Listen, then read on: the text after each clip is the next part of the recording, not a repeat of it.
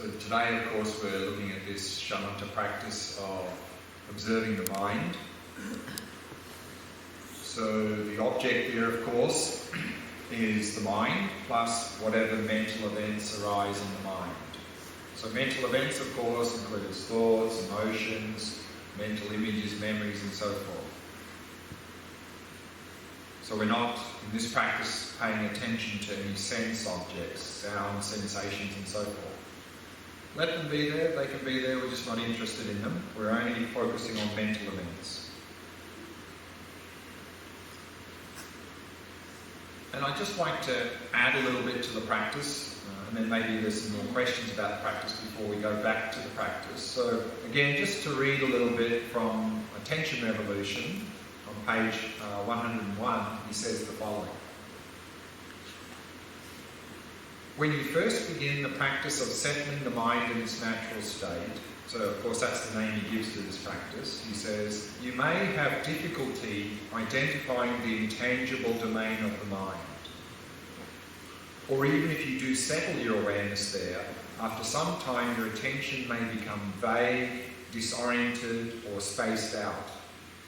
If you have difficulty identifying the domain of the mind or sustaining attention there, consciously bring up a thought such as, what is the mind?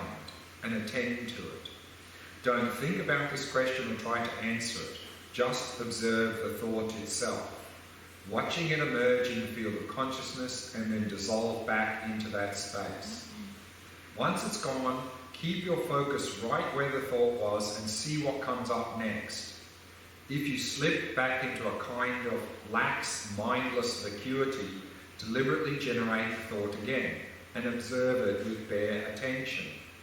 When you become familiar with this practice, you will no longer need to generate such a thought to crystallize your awareness and locate your attention. That will happen by itself as thoughts arise and pass of their own accord.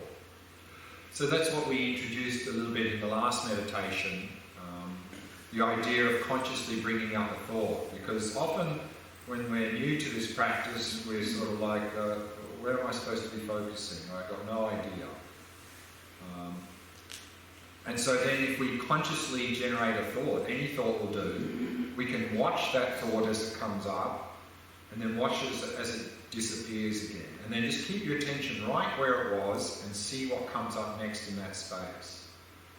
So you can do that every so often if you getting confused, disoriented, or spaced out, to get into the practice.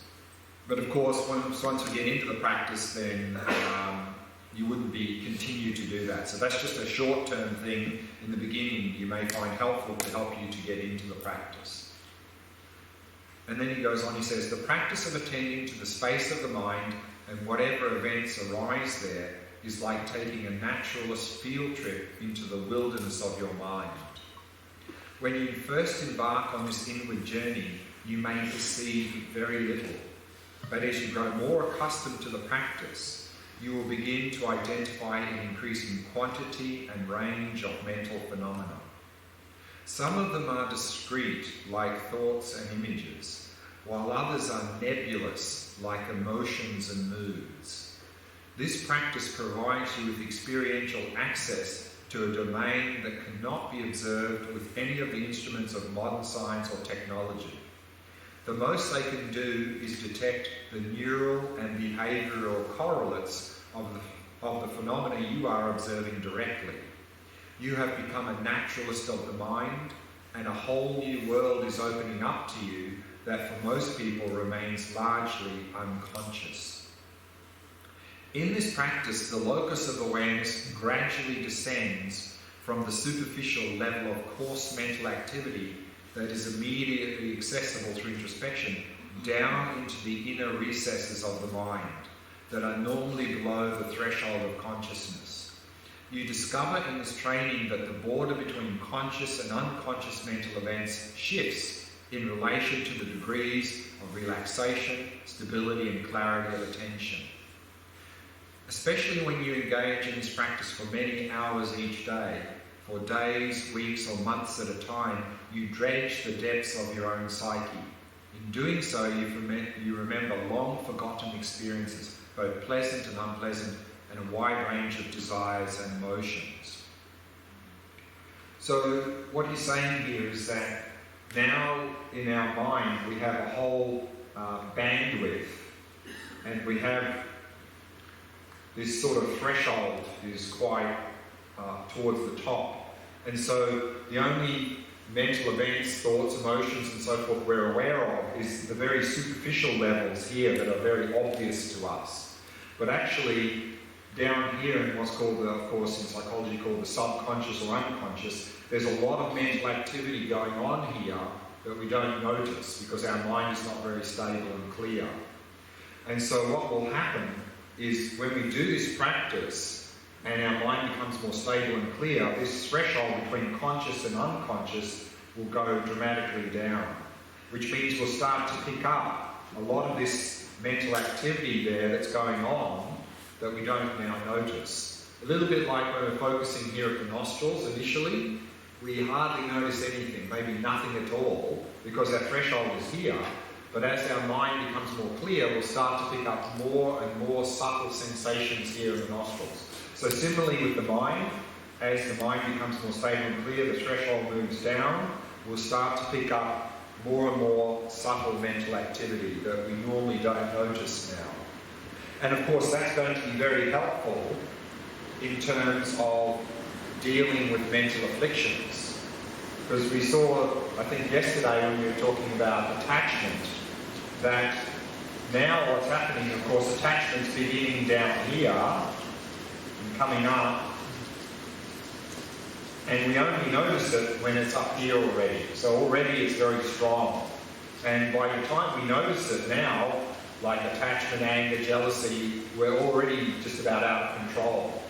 So one of the key elements to dealing with any mental afflictions, as we saw briefly yesterday, is if we do the shamatha practice and we move that threshold down, then if we're down here, we'll be able to pick up any mental affliction very early, before it's strong. And if we can notice it here, then we can just watch it and it'll pass. But by the time it's got here, our mind is generally out of control, and then it's very difficult to deal with. And so this particular practice, all shamatha practices of course will bring the threshold down, but in addition this practice, because now we're in the habit of being able to observe thoughts and emotions, not only will we be able to pick up the mental affliction very early when it's very weak still, but because we have a habit of observing, we can just watch it arise and pass, rise and pass. Very, very helpful. And just a little bit more, he says, what happens here is a kind of luminously clear discerning, free association of thoughts, mental images, memories, desires, fantasies and emotions. You are plumbing the depths of your own mind, undistracted by external diversions. Once hidden phenomena are unmasked through the lack of suppression of whatever comes up. This is potentially an extraordinarily deep kind of therapy, and the more intensively you practice it, the more important it is to proceed under the guidance of an experienced, compassionate teacher. During your meditation sessions, internalize the wisdom of this contemplative tradition and make sure you implement the core instructions of this practice, which are, whatever arises in the mind, do not be carried away by it, and do not grasp onto or identify with it. Just let it be. Watch thoughts, feelings, or other mental events arise. With discerning intelligence, be aware of their nature, and let them slip back into the space of awareness without any judgment or intervention on your part. This is the key to letting the knots of the psyche unravel themselves as the extraordinary healing capacity of the mind reveals itself. This is the path to deep sanity. And actually on that note, there was one question, written question here, that's related to this, so maybe I can read that out now. The question says, cultivating a more clear, calm and focused mind can also make negative emotions and thoughts more clear and in our daily lives. I found that it can increase suffering instead of alleviate it. What am I doing wrong? we're not doing anything wrong, because actually, often when we feel like there's more suffering, it's actually just because we're just more aware of the mental afflictions. It seems like it's getting worse, but actually it's just we're noticing it now. So that's actually good, because if we don't notice the mental afflictions, then we're the slaves. We're either getting caught up or we're suppressing. So the first part is to just simply notice it. And as we saw yesterday, that even with the breath practice, it seems like initially that our attention's getting worse, but all we're doing is we're noticing how out of control our mind really is. So the first part here is just simply noticing how much stuff is going on. So it could seem like things are getting worse, but actually it's not. It's just that you're noticing it now, which is the first step, because if we don't notice it, we can't do anything about it.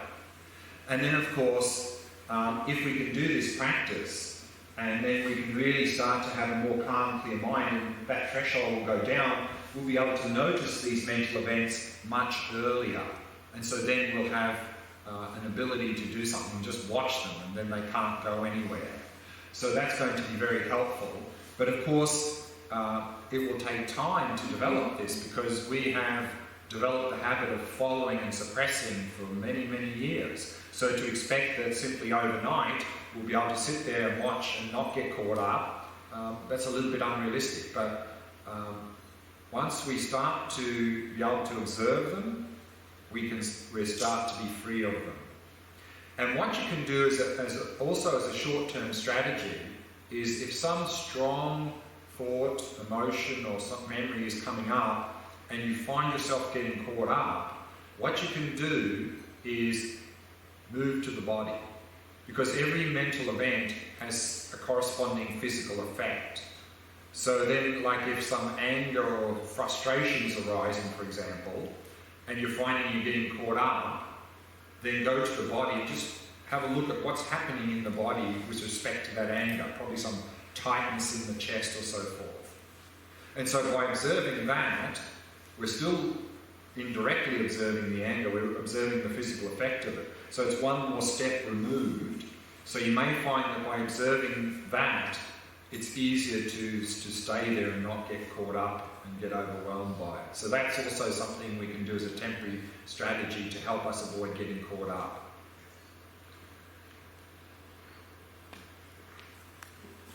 Any questions before we go back to the practice? Yeah. Sometimes when I meditate, a thought comes up, like an emotion or something, and I don't know if it's carrying away, because I'm really like, okay, let's investigate.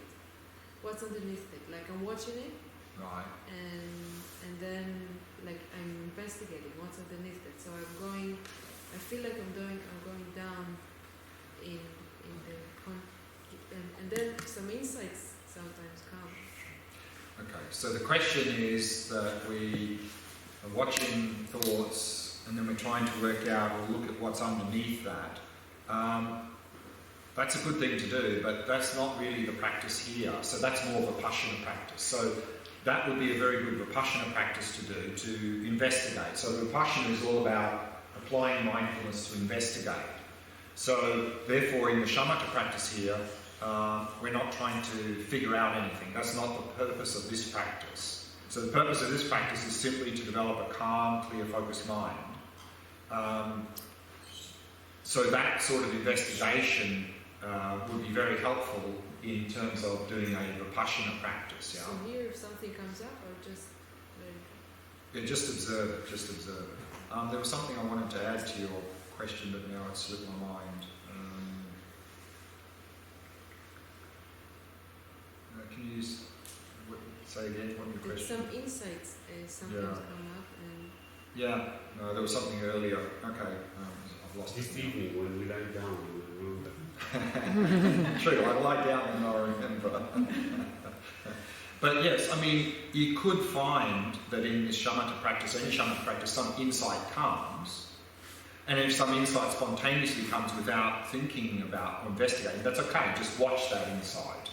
Just watch that, like any other mental event. You know, it could be that some insights come, but just watch that. So that's fine. How to relate to pain? Is to pain, how to relate to pain. So pain can be physical or mental. So in this shamatha practice, of course, we're not focusing on the sensory field. So if some pain in the body arises, just ignore it. If some pain, in mental pain, of course that's an object, just watch, just observe that, like any other mental event. If you find having some mental unpleasantness coming up, just watch that. Sometimes when I'm doing this, you always say, just watch, it comes and goes. I'm not carried away, but You're not? I'm not going with the thought, but it's not going anywhere. It's just there. Actually reminds me now what I wanted to say here. Is that now we will go through a whole range of experience. Now, of course, what often happens is something comes up, we completely fuse with it, and off we go. I mean, we're completely lost in that mental event. And if we're completely lost, we only realise that once we're out of it. So something may come up, a thought, and you go off on your story, and then maybe some minutes later you go, oh, hang on, I'm supposed to be watching the mind here, and you come back. And so then maybe you get lost for minutes on end normally, but then by keep doing this, instead of 1 minute lost, 30 seconds, 20, 10, and then what you'll find is that you won't get completely lost. The things will come up, you'll start to grab hold of it, but still part of it you're watching. So there's a little bit of watching going on, but still you're sort of caught up. So you're still caught up, but not completely, you're not completely lost, because you only realise that later that you were lost. So then you'll find that you are sort of mostly caught up, but you still have a little bit of awareness that you're caught up. And then of course that will slowly become more and less caught up, and eventually you'll find that you're not caught up at all. And you'll be able to watch it.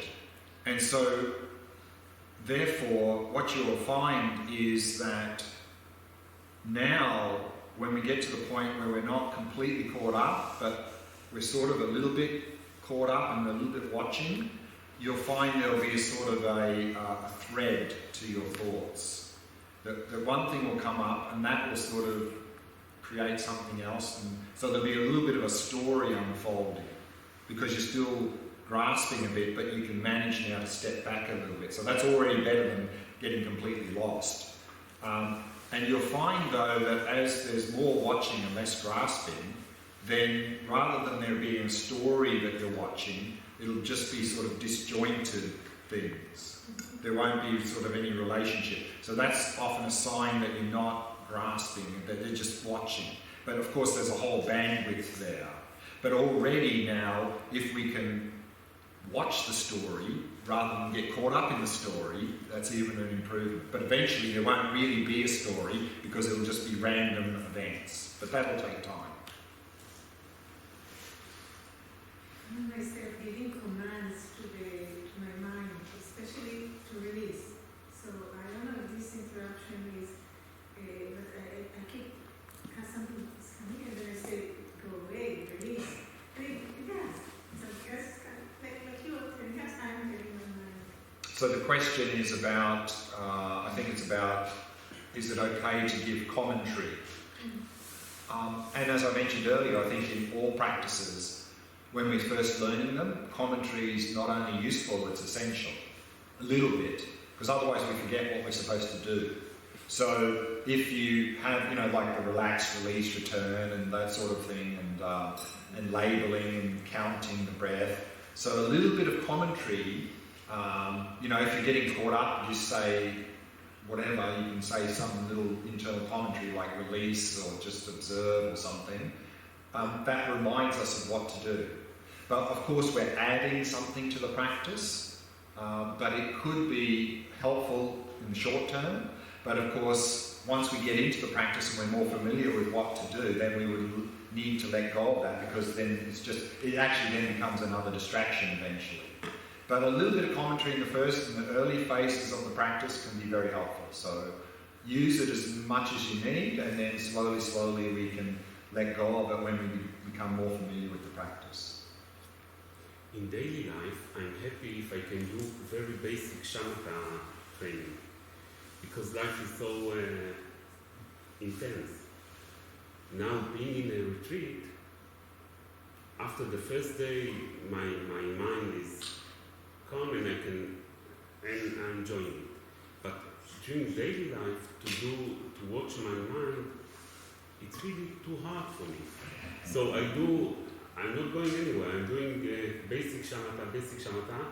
I feel like I'm not going anywhere. And in order to do what we do now, I couldn't do it the first day. Now I can do it. But in daily life, I find it really hard to do it. So I feel like I'm stuck.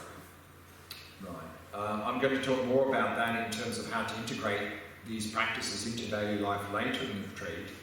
But of course, a short answer now is that, of course, doing a retreat like this can give us a real big boost and can actually give us then a little bit of a platform to actually then start to bring this into daily life, because we have this good conditions for 10 days to deepen these practices so that we have something to start with in daily life. So that's already something. But of course then, and we'll talk about this more at the end of the retreat, is we also need to, as best we can, provide an environment for us to be able to continue to do this in daily life. Otherwise, if we don't, then like you said, what will happen is we have this hectic, busy life, and then we just get lost up and that's it. So we need to take steps to try to slowly bring this into daily life. And if we can do that a little bit, you'll find then, of course, enormous benefit in our life, but more detail will come later. What's the difference between blocking a thought and when I'm noticing a thought and then I say, oh, there's a thought, and then I don't, it just goes. Yeah, so what's the question is, what's the difference between blocking a thought and it just naturally disappearing? The way to really stop the blocking is have no preference. Have no preference. Because often people block it because they want their mind to become still, because they're tired of all this stuff. So people want their mind to be still. So as soon as something comes, they do this, because this is often what we do in daily life.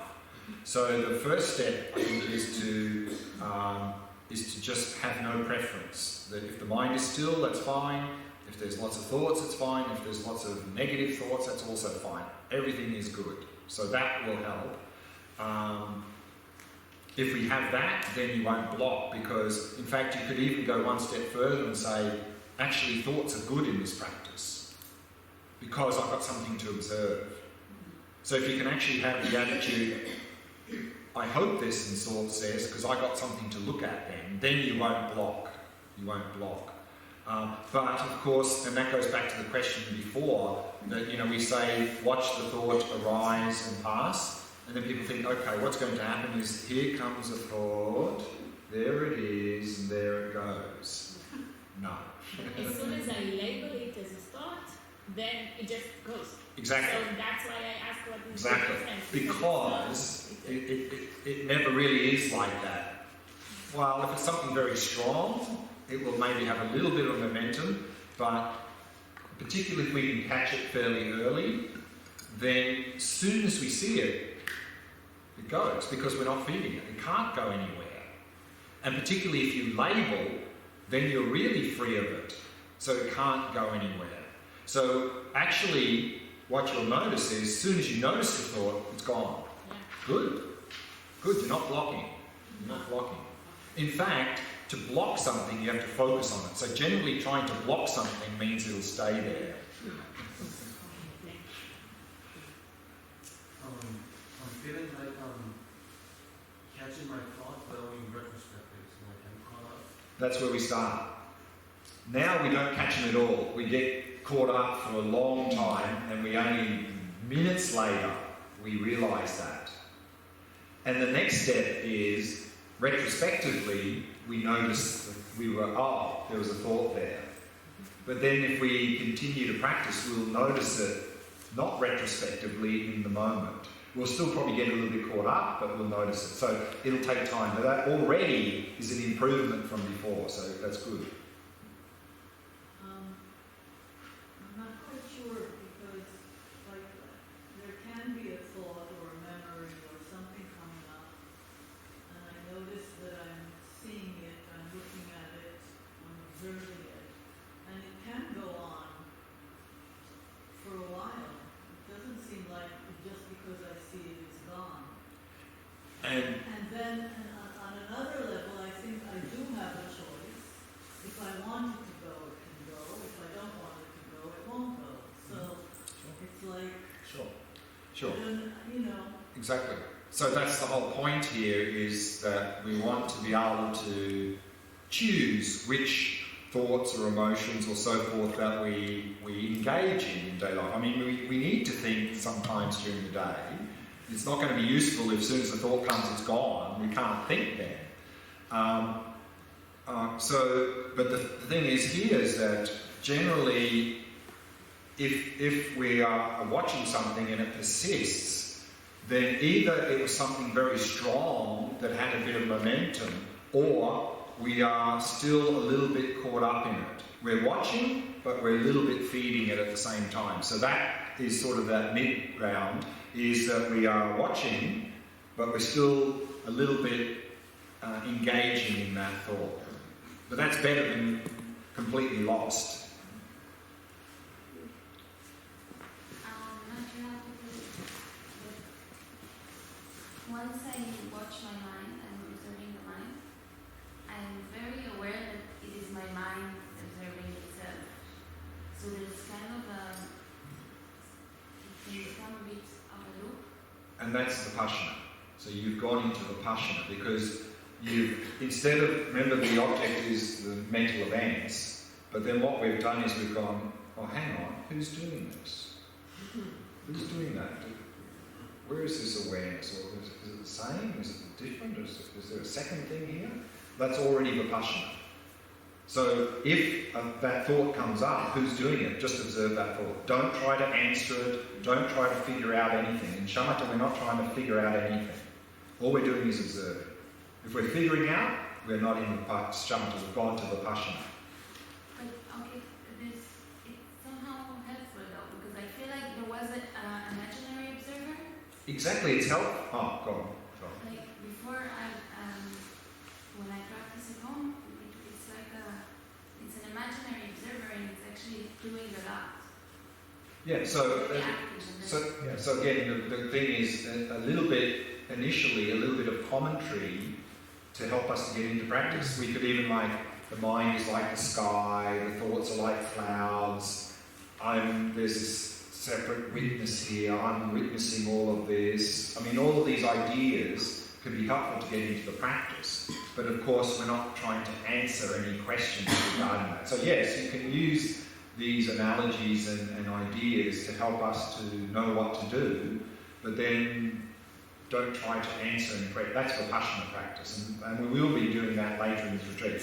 We'll be asking this question: who's the observer? Who's doing all of this? Where is it? That's Vipashyana territory. I find